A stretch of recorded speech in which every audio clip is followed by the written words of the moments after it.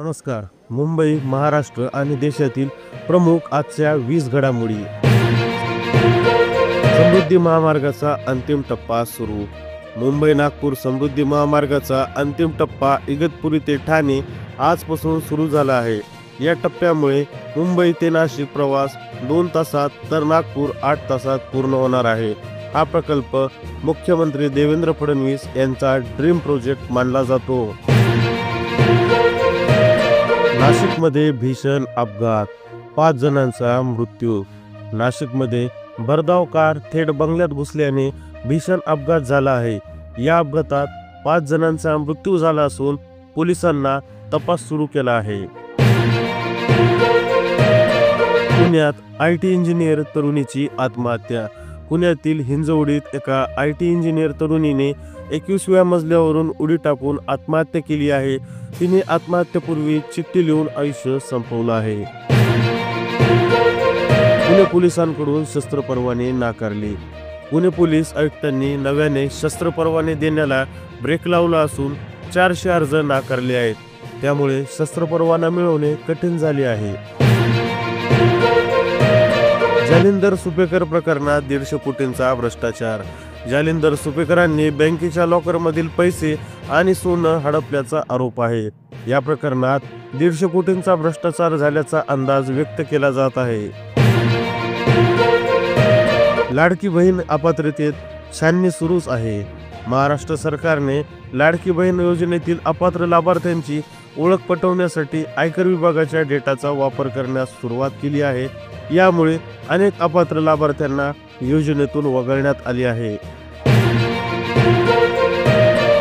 अजित पवार यांचा लाडकी बहीण योजनेबाबत खुलासा. उपमुख्यमंत्री अजित पवार यांनी लाडकी बहीण योजनेबाबत अपात्र लाभार्थ्यांना लाभ दिल्याची कबुली दिली आहे.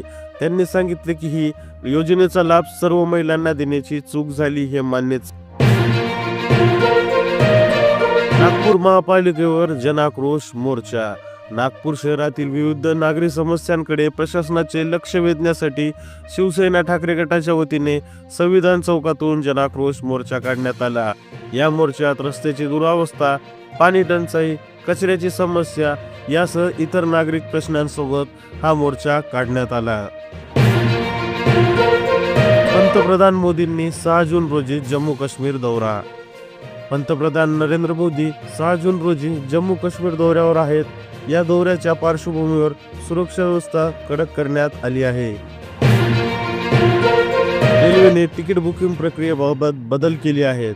भारतीय रेल्वेने तिकीट बुकिंग प्रक्रियेत मोठे बदल केले आहेत.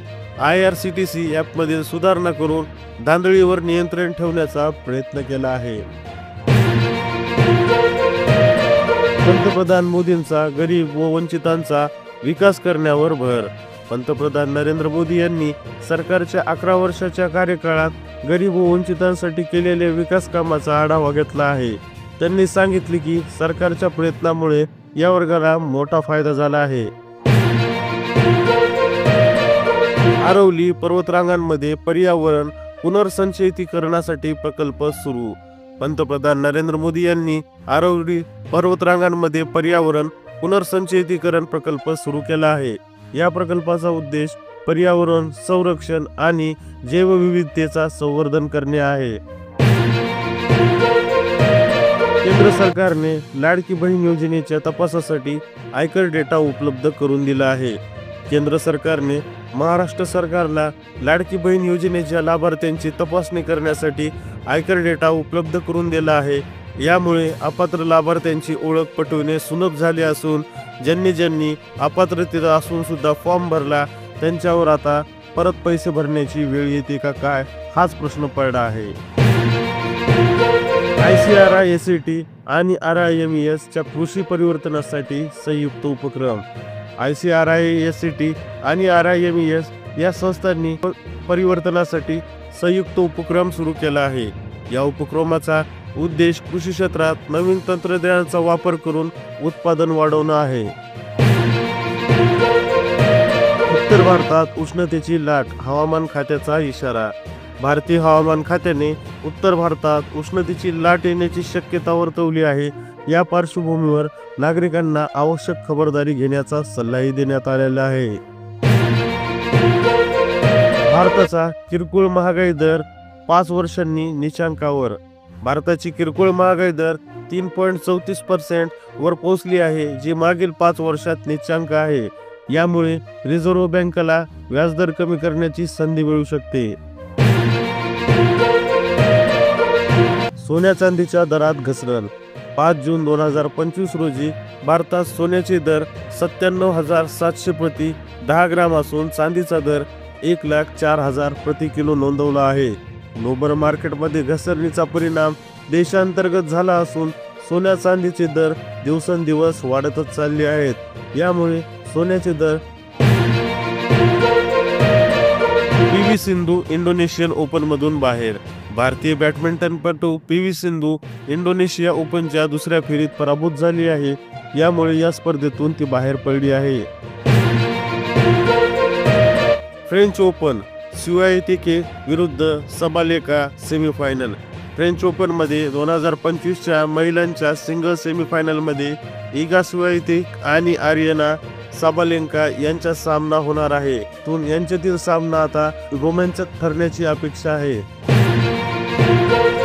आरसीबीने ट्रॉफी जिंकून बंगळुरात पदार्पण केलं. आरसीबीने ट्रॉफी जिंकून बंगळुरात पदार्पण केलं. मात्र लोकांच्या प्रचंड गर्दी आणि उत्साहामुळे यांना ट्रॉफी जी आहे समोर नेता नाही आली. मात्र सुरक्षेच्या कारणामुळे चेंगराचेंगरी होऊन अद्याप 10 जणांचा मृत्यू झाल्याचं स्पष्ट करण्यात येतं. तसेच काही गंभीररित्या जखमी असल्याचंही स्पष्ट होतं. मात्र क्रीडा विश्वात एकीकडे आनंद असताना एकीकडे शोकाकुल वातावरण तयार झाल्याचं सांगण्यात येत आहे. नमस्कार मित्रांनो, ह्या ताज्या घडामोडी आपल्याला कशा वाटल्या कमेंट करून नक्की सांगा. व्हिडिओला नक्की लाईक करा आणि रोज ताज्या घडामोडी बघण्यासाठी त्या चॅनलला सबस्क्राईब करायला विसरू नका. भेटूया उद्याच्या भागात.